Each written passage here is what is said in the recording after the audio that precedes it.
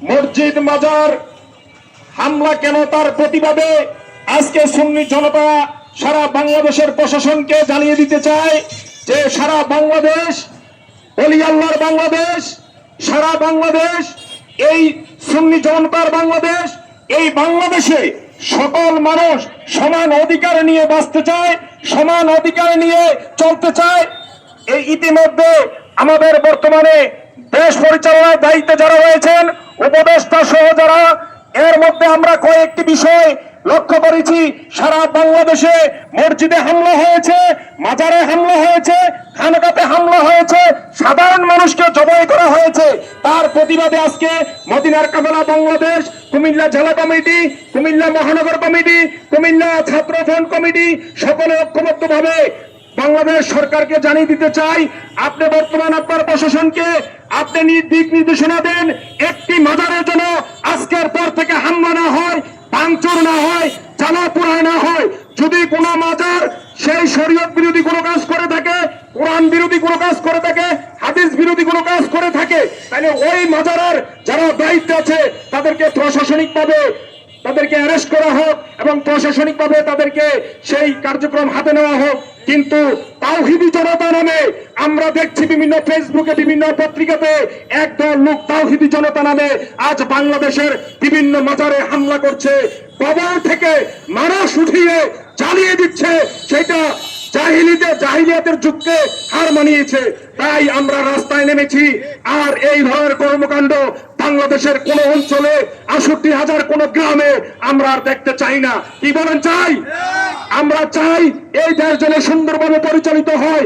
এই দেশ ওলি আল্লাহর দেশ, ওলি আল্লাহর দেশে, শান্তিপূর্ণ দেশে সকল মানুষ সমান অধিকার নিয়ে বসবাস করার, সকল ধর্মের লোক সমান অধিকার নিয়ে তার ধর্ম সাধনা করার অধিকার রাখে।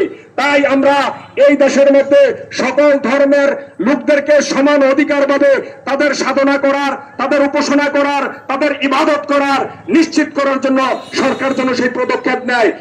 আমি সরকারকে আরো বলতে চাই, যেইগুলি মাজার হয়েছে আজ থেকে ৭০০ বছর আগে, ৮০০ বছর আগে, ৯০০ বছর আগে, এই বাংলাদেশের জমিনে পাক ভারতবর্ষের মধ্যে কোন নবী আসে নাই।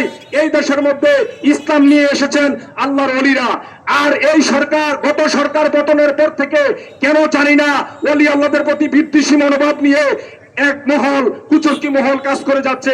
তাদেরকে আপনারা সিআইডির মাধ্যমে হোক, প্রশাসনের যে কোনো কর্মকর্তার মাধ্যমে হোক, সেটার সঠিক তদন্ত নিয়ে তাদেরকে অ্যারেস্ট করে এই বাংলাদেশের মধ্যে শান্তি ফিরিয়ে আনার জন্য। না হয় যেভাবে মাজারে হামলা হচ্ছে, যেভাবে মানুষকে জ্বালিয়ে পুড়িয়ে এই দেশের সম্পদ নষ্ট করছে, আমরা আর নষ্ট হতে দেব। রাজি আছেন তো ইনশাল্লাহ? নারায়ে তাকবীর, নারায়ে রিসালাত, আহলে সুন্নাত ওয়াল জামাত। সম্মানিত উপস্থিতি, আপনারা যে যেখান থেকে এসেছেন সকলকে মদিনার কাফেলা বাংলাদেশ সংগঠনের পক্ষ থেকে শুভেচ্ছা অভিনন্দন জানাচ্ছি। আমরা যে কোনো মুহূর্তে শান্তিপূর্ণ সমাবেশ, শান্তিপূর্ণ কর্মসূচি দিয়ে আপনাদেরকে আহ্বান করলে আমরা শান্তি চাই। এই দেশে কখনো অশান্তি চাই না। শান্তি শান্তি শান্তি চাই, শান্তি নিয়ে বাঁচতে চাই। শান্তি শান্তি শান্তি চাই, শান্তি শান্তি শান্তি চাই, সারা দেশে শান্তি চাই। সম্মানিত উপস্থিতি, আমরা সকল মানুষকে যেন সকল মানুষ তার অধিকার নিয়ে শান্তিপূর্ণভাবে তার পরিবার পরিজন, ছেলে সন্তানকে নিয়ে যেন বাঁচতে পারে, সেই অধিকার নিশ্চিত করার জন্য বাংলাদেশ সরকারের কাছে উদাত্ত আহ্বান জানাচ্ছি।